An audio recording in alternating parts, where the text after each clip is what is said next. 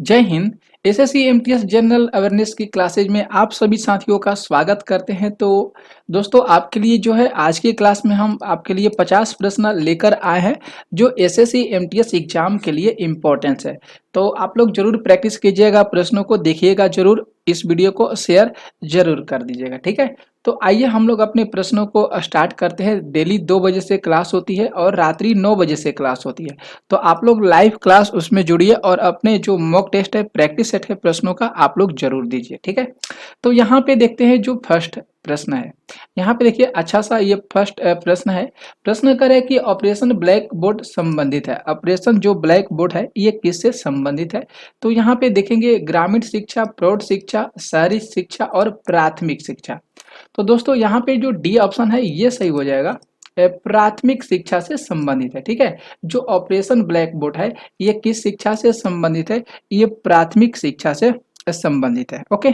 इसके बाद आते हैं जो सेकंड प्रश्न है। देखिए यहाँ पे जो सेकंड प्रश्न है कि निर्मल ग्राम योजना का उद्देश्य क्या है? Purpose of Nirmal Gram Yojana is. तो यहाँ पे ए ऑप्शन देख सकते हैं, शीत स्वच्छता। यहाँ पे बी ऑप्शन है तालाब एवं अन्य जल स्रोतों की स्वच्छता। सी ऑप्शन है पीने के लिए स्वच्छ जल की व्यवस्था और डी ऑप्शन देख लीजिएगा, पर्यावरण की स्वच्छता। तो यहाँ पे जो डी ए ऑप्शन हो जाएगा, ये जो ऑप्शन है ए, ये बिल्कुल सही हो जाएगा। यहाँ पे जो सींच नहीं होना चाहिए, यहाँ पे जो होना चाहिए शौच होना चाहिए। यहाँ पे क्या होना चाहिए दोस्तों? शौच स्वच्छता होना चाहिए, ठीक है। तो यही ऑप्शन जो है यहाँ पे सही हो रहा है। तो निर्मल जो ग्राम योजना का जो उद्देश्य है वह शौच स्वच्छता से है, ठीक है। और इसकी जो शुरुआत हुआ था अक्टूबर 2003 में। इसकी जो शुरुआत हुआ था दोस्तों, याद रखिएगा, अक्टूबर 2003 में इसकी शुरुआत हुआ था, निर्मल ग्राम योजना की शुरुआत। और इसका ये जो योजना था, इसका जो मुख्य उद्देश्य था खुले में शौच जो मुक्त गांव हो उसका विकास करना है, मतलब खुले में शौच नहीं करना है। तो इसमें सबसे ज्यादा महिलाओं की सुरक्षा को ध्यान में रखते हुए निर्मल ग्राम योजना का जो है ये इसको लागू किया गया, ठीक है। ध्यान में रखना होगा इस प्रश्नों को। आगे देखेंगे, प्रश्न 3 है। यहाँ पे जो 3 प्रश्न है कि blue revolution is related to, नीली क्रांति क्या है? नीली क्रांति किससे संबंधित है? तो यहाँ पे देखेंगे यहाँ पे ऑप्शन देखिए, यहाँ पे खदान उत्पादन से, यहाँ पे खदान उत्पादन हो जाएगा, ठीक है। खाद्यान्न उत्पादन से, तिलहन उत्पादन से, दूध उत्पादन से और मत्स्य उत्पादन से। तो जो नीली क्रांति संबंधित है ये मत्स्य उत्पादन से संबंधित है दोस्तों। नीली क्रांति किससे संबंधित है? मत्स्य उत्पादन से संबंधित है, ठीक है। अब बात आता है तिलहन क्रांति की। तो पीली क्रांति किससे संबंधित है? तिलहन उत्पादन से। इसे ध्यान में रखना होगा। पीली जो क्रांति है ये किससे संबंधित है? तो पीली क्रांति तिलहन उत्पादन से संबंधित है। हरित क्रांति खाद्य उत्पादन से संबंधित है। आप लोग को बता देते हैं, ध्यान में रखिएगा, ठीक है। हरित क्रांति खाद्य उत्पादन से संबंधित है। और ये चीज आप लोग को पता चल गया, क्लियर है, कोई दिक्कत नहीं है। आगे देखेंगे प्रश्न हम लोग चौथा। यहाँ पे जो चौथा प्रश्न कह रहा है कि long term agriculture loan is provided, दीर्घकालीन कृषि ऋण प्रदान किया जाता है। दीर्घकालीन जो कृषि है इसका ऋण प्रदान किया जाता है किसके द्वारा? तो देखेंगे प्राथमिक सहकारी सोसाइटी द्वारा, जिला सहकारी बैंक द्वारा, यहाँ पे भूमि विकास बैंक द्वारा, राज्य सरकारी बैंक द्वारा। तो यहाँ पे हम लोग सी ऑप्शन को सिलेक्ट करेंगे, भूमि विकास बैंक द्वारा। भूमि विकास बैंक द्वारा जो है दीर्घकालीन कृषि ऋण प्रदान किया जाता है। तो ये चीज आप लोग को समझ में आ गया। ये जो भूमि विकास बैंक है इसकी जो स्थापना हुआ था 1929 में हुआ था। ये जो भूमि विकास बैंक है, ध्यान में रखना होगा, ये जो है इसकी स्थापना की बात कर रहा है। तो इसकी जो स्थापना दोस्तों याद रखना होगा कि भूमि विकास बैंक की स्थापना 1929 में हुआ था, ठीक है। ध्यान में रखना होगा, जिसको एल डी बी के नाम से जानते हैं, एल डी बी के नाम से जानते हैं। आप लोग समझ में आ गया, एल डी बी, ठीक है। आगे देखेंगे प्रश्न हम लोग। यहाँ पे जो अगला प्रश्न है 5, यहाँ पे देखिए, यहाँ पे जो 5 नंबर दोस्तों जो प्रश्न है कि खदानों के समर्थन मूल्य की संस्तुति देता है। खदानों के समर्थन के जो मूल्य है उसकी संस्तुति देता है। तो योजना आयोग देता है, कृषि मंत्रालय, कृषि एवं लागत एवं मूल्य आयोग, और देखेंगे डी ऑप्शन है सिंचाई मंत्रालय। तो यहाँ पे जो खदानों के समर्थन के जो मूल्य की स्तुति देता है वह देता है कृषि लागत एवं मूल्य आयोग। यहाँ पे देखिए ऑप्शन जो सी है ये सही हो जाएगा, कृषि लागत एवं मूल्य आयोग। ठीक है, जिसको क्या कहा जाता है दोस्तों, CACP के नाम से जाना जाता है, जिसको CACP के नाम से जाना जाता है। ठीक है, इस ये जो है CSP द्वारा 22 फसलों के लिए, ये जो गन्ने के लिए और कह सकते हैं अधिक मूल्य पर यह है लाभकारी घोषित किया गया है। ठीक है, इसकी लागू करेंगे तो 1964 में जो है खाद्यान्न के समर्थन के लिए जो कृषि लागत एवं मूल्य आयोग है, इसकी जो शुरुआत हुआ था 1964 में हुआ था, इसको लागू किया गया था। ठीक है, CSP को। आगे देखेंगे प्रश्न हम लोग आते हैं यहाँ पे, जो 6 प्रश्न है ध्यान से देखिएगा प्रश्न को और वीडियो को शेयर कर दीजिएगा। ओके, यहाँ पे 6 प्रश्न है कि सार्वजनिक वितरण प्रणाली का लक्ष्य क्या है। सार्वजनिक वितरण प्रणाली का लक्ष्य क्या है, तो गरीबों को खाद्य सुरक्षा उपलब्ध कराना, जमाखोरी और कालाबाजारी को रोकना। सी ऑप्शन देखिए, व्यापारियों द्वारा अधिक मूल्य लिए जाने से रोकना, और डी ऑप्शन दे रहा है यहाँ पे उपयुक्त सभी। तो सार्वजनिक वितरण की बात किया है दोस्तों, तो जो सार्वजनिक वितरण है वह गरीबों को खाद्य सुरक्षा उपलब्ध कराता है।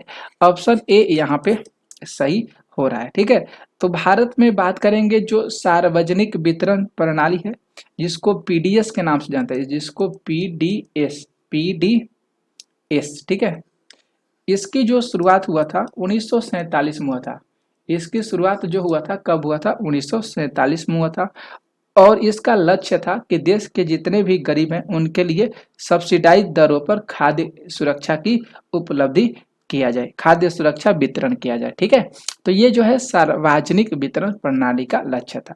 आगे देखिए प्रश्न नेक्स्ट है 7 प्रश्न है कि भारत में कर्मचारियों के लिए महंगाई भत्ते निर्धारित करने का आधार क्या है, तो प्रति व्यक्ति आय, जीवन स्तर, यहाँ जीवन स्तर हो जाएगा और उपभोक्ता मूल्य सूचकांक हो जाएगा।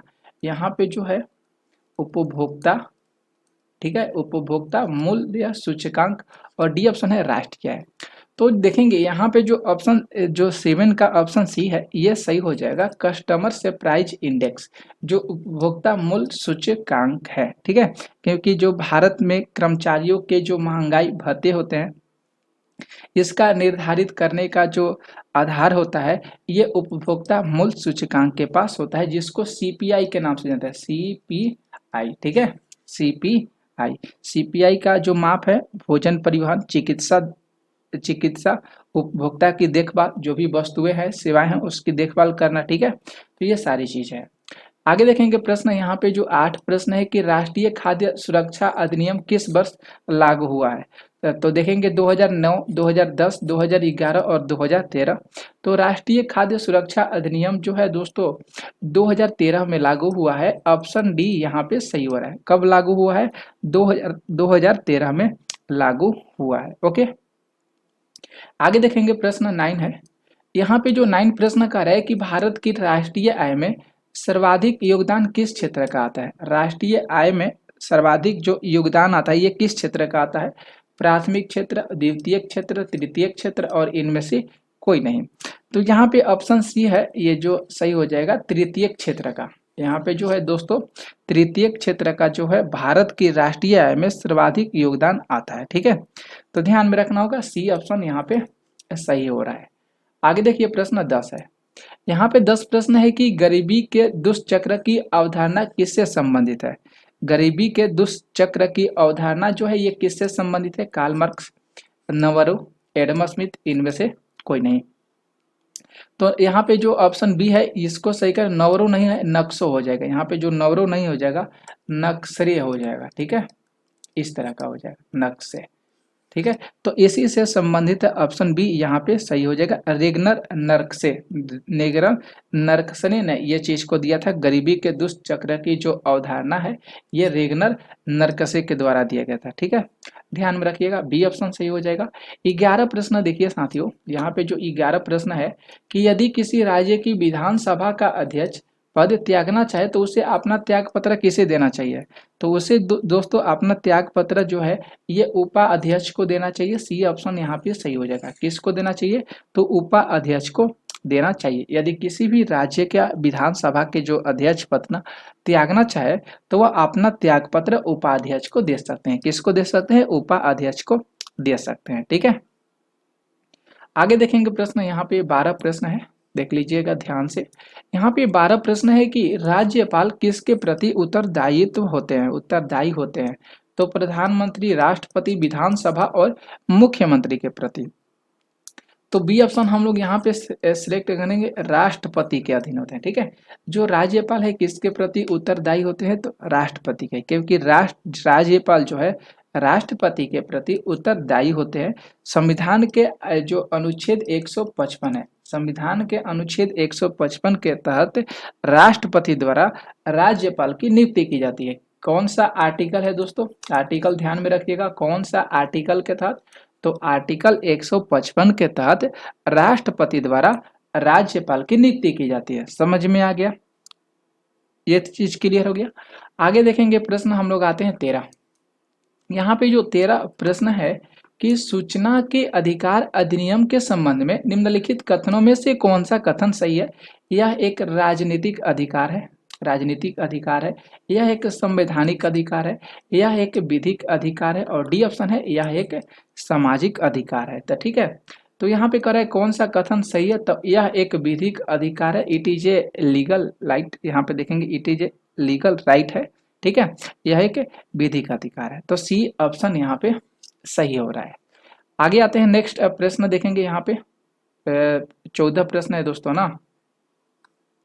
यहाँ पे 14 प्रश्न है। 14 प्रश्न कर रहा है कि एक वर्ष में कम से कम कितनी बार संसद की बैठक होना अनिवार्य है? एक वर्ष में कम से कम, तो 1 बार, 2 बार, 3 बार और 4 बार। तो 2 बार ऑप्शन यहाँ पे सही हो जाएगा। एक वर्ष में कम से कम कितनी बार संसद की बैठक होनी चाहिए? तो 2 बार होनी चाहिए। कितनी बार? 2 बार संसद की बैठक होनी चाहिए। ओके, समझ में आ गया? तो यहाँ पे दूसरा ऑप्शन सही हो रहा है। आगे आते हैं प्रश्न हम लोग देखेंगे। यहाँ पे जो 15 प्रश्न है, यहाँ पे 15 प्रश्न है कि राज्यसभा से कितने सदस्य मनोनीत किए जाते हैं? राज्यसभा से कितने सदस्यों को मनोनीत किया जाता है? 10, 15, 12, 20। तो यहाँ पे 12 हो जाएगा। कितने सदस्यों को मनोनीत किया जाता है? तो 12 सदस्यों को। ठीक है, राष्ट्रपति द्वारा राज्यसभा के 12 सदस्यों को मनोनीत किया जाता है। जो साहित्य विज्ञान कौन कौन सा होता है? तो ध्यान में रखना होगा, जो साहित्य विज्ञान, ठीक है, कला और समाज, कला और दोस्तों समाज, ठीक है, और इस सेवा क्षेत्र के लिए विशेष ज्ञान और अनुभव रखते हैं। तो ठीक है, तो राज्यसभा से कितने सदस्यों को मनोनीत किया जाता है? तो 12 सदस्यों को मनोनीत किया जाता है। ऑप्शन सी सही हो रहा है। आगे देखेंगे प्रश्न हम लोग आते हैं, 16 प्रश्न है। यहाँ पे देख लीजिए, हमारे संविधान के अनुसार राज्यसभा का कार्यकाल, हमारे संविधान के अनुसार राज्यसभा का कार्यकाल जो होता है ये कब समाप्त होता है? देखिए, 2 वर्ष में 1 बार समाप्त हो जाता है, प्रत्येक 5 वर्ष में समाप्त हो जाता है, प्रत्येक 6 वर्ष में समाप्त हो जाता है, और समाप्त होने का विषय नहीं है। तो यही डी ऑप्शन सही हो रहा है, समाप्त होने का विषय नहीं है, क्योंकि राज्यसभा जो है एक अस्थाई सदन है। ये जो राज्यसभा है ये कौन सा सदन है? तो राज्यसभा जो है एक अस्थाई सदन है, इसे ध्यान में रखना होगा। ओके, राज्यसभा जो है एक अस्थाई सदन है और इसे कभी भंग नहीं किया जा सकता, ये भंग नहीं हो सकता है, कभी भी इसको भंग नहीं किया जा सकता है। बल्कि इसके कितने तिहाई सदस्य जो है एक दूसरे वर्ष की समाप्ति पर अवकाश ग्रहण करते हैं? तो इसमें ध्यान रखना होगा 1 तिहाई सदस्य। कितने तिहाई सदस्य? तो 1 तिहाई सदस्य। ये चीज आप लोग को समझ में आ गया।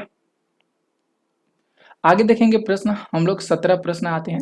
यहाँ पे जो 17 दोस्तों जो प्रश्न है कि प्रोटेम स्पीकर का कर्तव्य क्या होता है? प्रोटेम स्पीकर जो है इनका कर्तव्य क्या होता है? कर्तव्य इस तरह लिखाएगा, कर्तव्य क्या होता है? तो देखेंगे, स्पीकर की अनुपस्थिति में सदन की कार्यवाही का संचालन करना, सदस्यों को शपथ दिलाना,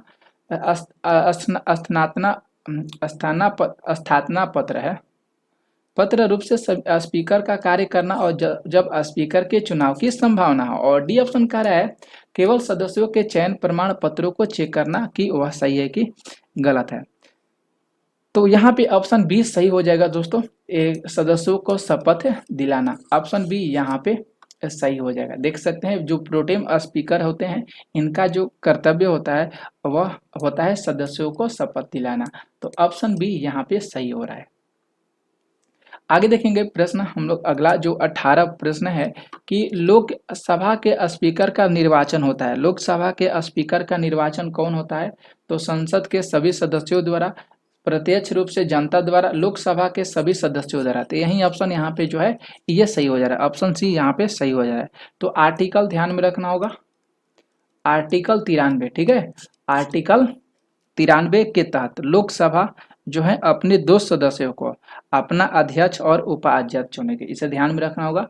जो आर्टिकल 93 के तहत देख सकते हैं, इसके तहत लोकसभा जो है ये जो है अपने 2 सदस्यों को अपना अध्यक्ष या उपाध्यक्ष चुनेगी, ठीक है, जब तक से अध्यक्ष या उपाध्यक्ष का पद खाली नहीं होता है।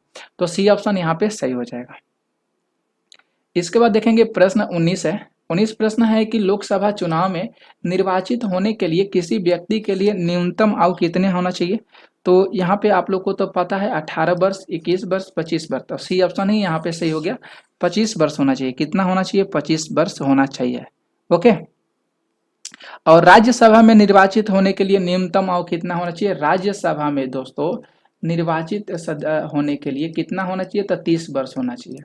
ध्यान में रखना होगा आप लोग को, राज्यसभा में जो न्यूनतम आयु सीमा होना चाहिए वह 30 वर्ष होना चाहिए। और लोकसभा चुनाव के लिए अधिकतम जो आयु होना चाहिए, न्यूनतम आयु की बात किया है, तो आयु कितना होना चाहिए? 25 वर्ष होना चाहिए, ठीक है। तो सी ऑप्शन यहाँ पे सही हो रहा है।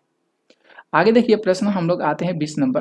20 नंबर प्रश्न है कि राष्ट्रीय सुरक्षा समिति का प्रधान कौन होता है? राष्ट्रीय सुरक्षा समिति का प्रधान कौन होता है? गृह मंत्री, प्रधानमंत्री। ऑप्शन बी यहाँ पे सही हो जाएगा, ऑप्शन बी यहाँ पे सही हो जाएगा, प्रधानमंत्री होते हैं। राष्ट्रीय सुरक्षा समिति के जो प्रधान कौन होता है? तो प्रधानमंत्री होते हैं, ठीक है। आगे देखिए प्रश्न 21। यहाँ पे 21 प्रश्न है कि सूर्य का निकटतम ग्रह कौन सा है? तो यहाँ पे ऑप्शन ए बुध है, यही सही ऑप्शन हो गया है, बुध हो जाएगा, ठीक है। सूर्य का निकटतम ग्रह कौन सा हो जाएगा? तो बुध हो जाएगा। ओके, क्योंकि सूर्य के सर्वाधिक नजदीक होने के कारण इसका दैनिक तापकरण जो होता है, तापमान होता है, वह सर्वाधिक होता है, अधिक होता है, ठीक है, बुध का। तो ऑप्शन ए यहाँ पे दोस्तों सही हो रहा है। ओके, तो दोस्तों वीडियो को शेयर कर दीजिएगा आप लोग के पास जो भी ग्रुप्स होंगे। ओके, आगे देखिए प्रश्न 22 है। यहाँ पे 22 प्रश्न है कि निम्नलिखित में से किसने सबसे पहले कहा कि पृथ्वी गोलाकार है? किसने कहा था कि पृथ्वी गोलाकार है? अरस्तु।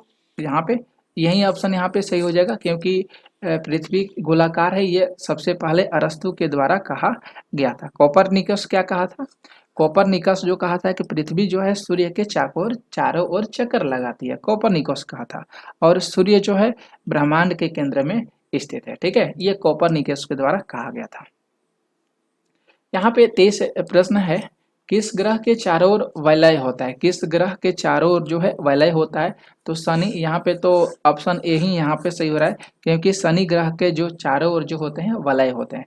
शनि ग्रह जो है ये सौरमंडल का दूसरा सबसे बड़ा ग्रह के रूप में जाना जाता है। यह दूसरा सर्वाधिक उपग्रहों वाला ग्रह है शनि ग्रह। ओके, जिसका सबसे बड़ा उपग्रह टाइटन होता है, सबसे बड़ा उपग्रह टाइटन होता है। और सबसे बात करेंगे जो सौरमंडल का सबसे बड़ा उपग्रह है वह कौन सा हो जाएगा? ग्रह है, उपग्रहों वाला ग्रह है, वह कौन सा है दोस्तों? तो बृहस्पति है। वह कौन सा ग्रह है? तो बृहस्पति हो जाएगा, ठीक है। तो ऑप्शन ए यहाँ पे सही हो रहा है। आगे देखेंगे प्रश्न यहाँ पे 24 नंबर जो प्रश्न है कि निम्न में से कौन सा देश भारत के साथ लंबी स्थलीय सीमा बनाता है? कौन सा देश जो है भारत के साथ सबसे लंबी स्थलीय सीमा बनाता है? तो चीन, पाकिस्तान, बांग्लादेश। तो यही ऑप्शन यहाँ पे सही हो जाएगा, बांग्लादेश बनाता है। कितना बनाता है सीमा? तो 4000। यहाँ पे ध्यान रखना होगा, इसकी जो सीमा है भारत से कितना मिलता है? तो 4096.7 किलोमीटर, 4096.7 किलोमीटर जो है इसकी सीमा मिलती है, ठीक है। और भारत और चीन के साथ बात करेंगे, जो चीन की सीमा है जो है ये कितना मिलता है? तो 3488 किलोमीटर। इसे ध्यान में रखिएगा, ये दोनों हमारे देश जो पड़ोसी हैं, ये सारे पड़ोसी हैं, नेपाल, बांग्लादेश, पाकिस्तान और चीन। तो चीन से जो हम लोग का सीमा है ये 3488 किलोमीटर है, बांग्लादेश से है 4096.7 किलोमीटर हो जाएगा। क्लियर है। आगे देखेंगे प्रश्न, यहाँ पे 25 नंबर प्रश्न है कि भारत आकार में विश्व का क्या है। भारत आकार में तो पांचवा सबसे बड़ा देश है, सातवां सबसे बड़ा देश है, सातवां सबसे बड़ा देश है, छठवा है, माफ कीजिएगा, ये छठवा सबसे बड़ा देश है, ये सातवां है। तो यही ऑप्शन यहाँ पे जो है दोस्तों, ये ऑप्शन सही हो जाएगा। भारत जो आकार में विश्व का सातवां सबसे बड़ा देश है।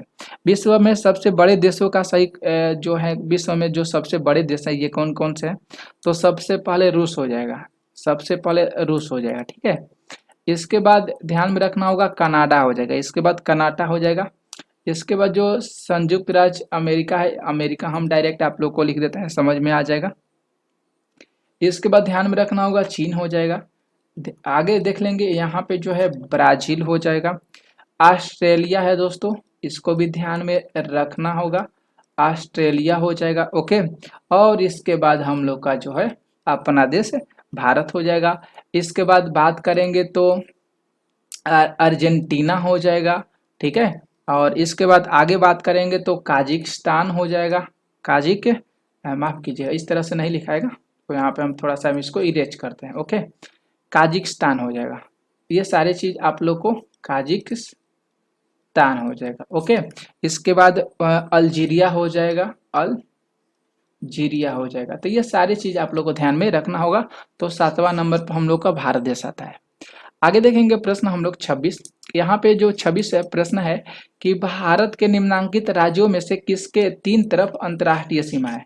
कौन सा ऐसा राज्य है जो तीनों तरफ से जिसके पास अंतर्राष्ट्रीय सीमा है, कौन सा? असम, नागालैंड, त्रिपुरा। ऑप्शन सी यहाँ पे सही हो जाएगा, त्रिपुरा हो जाएगा। ठीक है, तो अब आप लोग को दिमाग में रखना होगा त्रिपुरा की बात तो आ गया।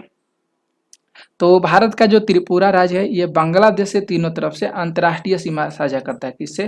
तो बांग्लादेश से है, बांग्लादेश से ये तीनों तरफ से अंतर्राष्ट्रीय सीमा साझा करता है। जबकि पश्चिम बंगाल जो है पश्चिम बंगाल की अगर बात करेंगे, यहाँ पे देख सकते हैं जो पश्चिम बंगाल है ये राज्य की सीमाएं तीन देशों से, उत्तर में जो नेपाल है, भूटान है, और पूर्व में बांग्लादेश है, इससे साझा करता है। तो इसे ध्यान में रखना होगा ये सारी चीजों को। आगे देखेंगे यहाँ पे जो 27 प्रश्न है, निम्नलिखित में से कौन अक्साई चीन का भाग है? कौन जो है अक्साई चीन का भाग है? तो यहाँ पे काराकोरम श्रेणी, यही ऑप्शन यहाँ पे सही हो जाएगा, काराकोरम श्रेणी हो जाएगा। आगे देखेंगे प्रश्न हम लोग 28 प्रश्न है कि माउंट एवरेस्ट कहाँ है। माउंट एवरेस्ट जो है ये कहाँ पे है? तो पाकिस्तान, भारत, तिब्बत और यहाँ पे नेपाल। तो ऑप्शन डी हम लोग सही करेंगे, माउंट एवरेस्ट जो है ये नेपाल में स्थित है। ठीक है, कंचनजंगा कहाँ पे हो जाएगा? तो ये सिक्किम में हो जाएगा। ओके, ध्यान में रखना होगा। आगे देखेंगे प्रश्न 29 है, निम्नलिखित में से डैश दरों में से किससे होकर लेह जाने का रास्ता है? तो लेह कैसे हम जाएंगे? तो यहाँ पे देखेंगे जोजिला दर्रा, जोजिला दर्रा दोस्तों ना, यहाँ पे अब लेह जाने का जो रास्ता है ये जोजिला दर्रा से लेह जाने का रास्ता है। ठीक है, बुर्जिला दर्रा कहाँ पे हो जाएगा? तो बुर्जिला दर्रा जो है श्रीनगर में हो जाएगा, बुर्जिला दर्रा श्रीनगर से जुड़ती है। ठीक है, तो ध्यान में रखना होगा, ऑप्शन ये सही हो जाएगा। तीस यहाँ पे प्रश्न है कि बैरन द्वीप कहाँ पे अवस्थित है? बंगाल की खाड़ी, बैरन द्वीप। तो ये ऑप्शन यहीं पे ये सही हो जाएगा, बैरन द्वीप जो है बंगाल की खाड़ी में स्थित है। आगे देखिए प्रश्न 31 नंबर, 31 प्रश्न है कि भारत के उपभोक्ता संरक्षण अधिनियम 1986 में किस अधिकार की व्यवस्था नहीं है? तो यहाँ पे हम लोग देखेंगे, अगर ध्यान से प्रश्नों को, अगर विकल्प को पढ़ें, कई प्रकार की वस्तुएं और सेवाओं के लिए उपागम्य प्रतिस्पर्धा मूल्य, उपभोक्ता शिक्षा, सी ऑप्शन है, ऐसी वस्तुओं और सेवाओं से संरक्षण जो जीवन तथा संपत्ति के लिए संकटमय हो। डी ऑप्शन कह रहा है कि यहाँ पे समाज है कि कमजोर वर्ग के लिए वस्तु और सेवाओं की दरों में छूट। ठीक है, तो यहाँ पे ये ऑप्शन डी है, ये सही हो जाएगा। ये जो भारत उपभोक्ता संरक्षण अधिनियम है 1986, इसके अंतर्गत जो है किस अधिकार की व्यवस्था नहीं है, तो यहाँ पे डी ऑप्शन जो है ये सही हो रहा है। ओके, नहीं पूछा गया है। 32 से देखिए प्रश्न ध्यान से समझिएगा, यहाँ पे कह रहा है कि जनगणना 2011 के अंतिम आंकड़ों पर आधारित सर्वाधिक जनसंख्या वाला 4 राज्यों का सही अनुक्रम जो है यहाँ पे क्या हो जाएगा। 2011 की जनगणना क्या है, उत्तर प्रदेश, महाराष्ट्र, बिहार, पश्चिम बंगाल। तो ऑप्शन यही सही हो गया, उत्तर प्रदेश, महाराष्ट्र, बिहार और पश्चिम बंगाल। आगे देखेंगे प्रश्न, यहाँ पे 33 प्रश्न है। 2011 की भारत की जनगणना के लिए निम्नलिखित में से कौन सा आदर्श वाक्यों का उपयोग किया गया था। आदर्श वाक्यों का उपयोग किया गया था, ठीक है। तो यहाँ पे देखेंगे, ऑप्शन देख लीजिएगा ध्यान से। Our future our entry, our country our Sensex, peoples of India our Sensex, our senses our future. Option D यहाँ पे सही हो जाएगा। ओके दोस्तों, आगे देखिए प्रश्न, यहाँ पे 34 प्रश्न है। 34 जो प्रश्न यहाँ पे है कि निम्नलिखित में से किसने सकल राष्ट्रीय सुख को प्रगति का सूचक माना है। सकल राष्ट्रीय जो सुख है इसको प्रगति के सूचक माना है। भूटान, जापान। तो भूटान यहाँ पे आ गया है, ऑप्शन यही सही हो जाएगा। भूटान यहाँ पे दोस्तों सही हो जाएगा, ठीक है, ये ऑप्शन सही हो रहा है। आगे देखेंगे प्रश्न 35 है। यहाँ पे 35 प्रश्न है कि छिपी बेरोजगारी से तात्पर्य है। छिपी बेरोजगारी से तात्पर्य है, तो देखेंगे बेरोजगार व्यक्तियों से और गृहिणियों में बेरोजगारी से, और 60 वर्ष से अधिक आयु वाले व्यक्तियों में बेरोजगारी से, और किसी कार्य में जिसको कम व्यक्ति कर सकते हैं अधिक व्यक्तियों को लगे रहने से। तो डी ऑप्शन यहाँ पे क्या है, ये सही हो जाएगा। तो डी ऑप्शन सही हो जाएगा। आगे देखेंगे प्रश्न 36 है दोस्तों कि किस संविधान संशोधन एक्ट के द्वारा मतदाताओं की उम्र 21 से घटाकर 18 वर्ष कर दी गई है। 18 वर्ष कर दी गई, 18 वर्ग की गई है, वही चीज है। तो देखेंगे यहाँ पे 61वां, तो यही सही यहाँ पे हो रहा है, ठीक है। 61वां संविधान संशोधन अधिनियम 1989। ओके, ध्यान में रखना होगा। आगे देखेंगे प्रश्न यहाँ पे 37 है। राष्ट्रीय मतदाता दिवस कब मनाया जाता है। तो राष्ट्रीय मतदाता दिवस कब मनाया जाता है, 15 जनवरी। तो 25 जनवरी, 25 जनवरी हो जाएगा। ऑप्शन बी यहाँ पे सही हो जाएगा। ऑप्शन बी यहाँ पे सही हो जाएगा। ओके, 38 यहाँ पे प्रश्न है कि भारत में मत देने का अधिकार निम्नलिखित में से कौन सा है।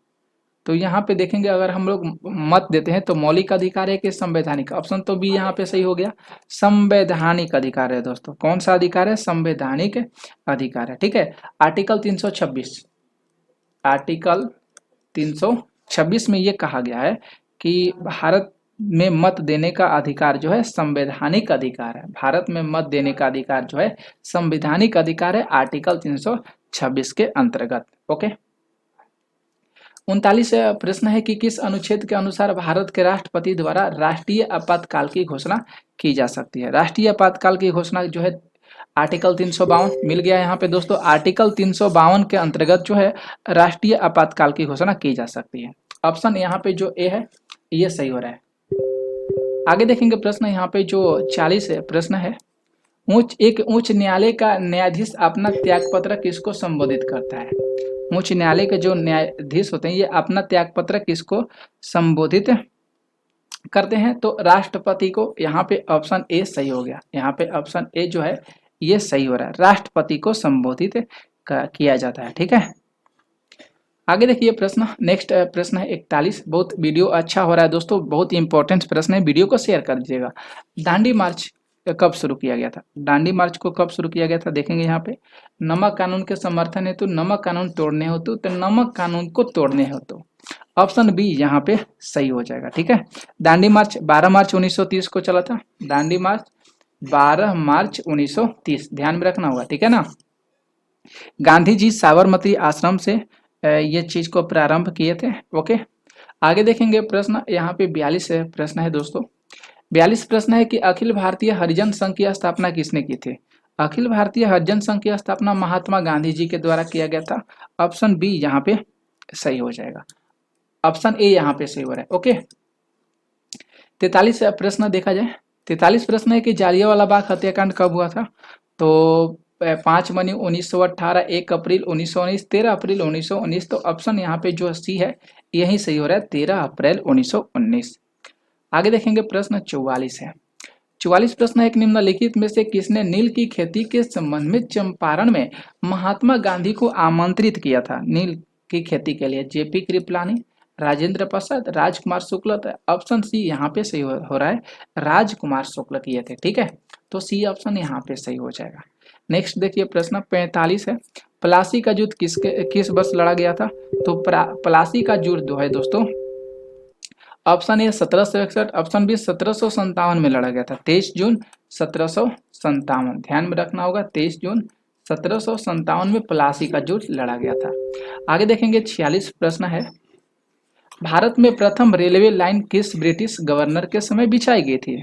तो यहाँ पे ऑप्शन जो देखेंगे, ऑप्शन ए है, यही सही हो रहा है, लॉर्ड डलहौजी के शासनकाल में ये जो भारत में प्रथम रेलवे लाइन है इसको बिछाया गया था। आगे देखेंगे यहाँ पे जो 47 प्रश्न है, वंदे मातरम गीत किसने लिखा है? वंदे मातरम गीत किसने लिखा है? तो रविन्द्रनाथ टैगोर, रामधारी सिंह, सरोजनी नायडू, तो बंकिम चंद्र चटर्जी। डी ऑप्शन यहाँ पे सही हो जाएगा। 48 प्रश्न देखिए, हंटर कमीशन की रिपोर्ट में किस पर विशेष जोर दिया गया? हंटर कमीशन की रिपोर्ट में तो देखेंगे बालिकाओं की शिक्षा पर, उच्च शिक्षा पर कि प्राथमिक शिक्षा पर। सी ऑप्शन यहाँ पे सही हो जाएगा, एलिमेंट्री एजुकेशन जो है इस पर जो है ध्यान दिया गया। ठीक है, 48 नंबर प्रश्न है, यहाँ पे दयानंद हो जाएगा। दयानंद सरस्वती के द्वारा कौन सी समाज की स्थापना किया गया है? तो आर्य समाज की स्थापना किया गया है दयानंद सरस्वती के द्वारा। ठीक है, आर्य समाज की स्थापना 1875 में हुआ है। आर्य समाज की स्थापना 1875 में हुआ और प्रार्थना समाज की स्थापना 1867 में हुआ है। इसे ध्यान में रखना होगा। ठीक है, 1867 में हुआ है। आगे देखेंगे प्रश्न, यहाँ पे जो 50 प्रश्न है, यहाँ पे निम्न में से कौन भारत का मार्टिन लूथर कहलाते हैं? भारत के मार्टिन लूथर किसको कहा जाता है? तो यहाँ पे देखेंगे स्वामी दयानंद सरस्वती को जो है मार्टिन लूथर के नाम से जाना जाता है। तो आपके लिए दोस्तों 50 प्रश्न लिए थे। आज की क्लास का कैसा लगा क्लास जरूर कमेंट करके बताइएगा और इस वीडियो को शेयर कर दीजिएगा।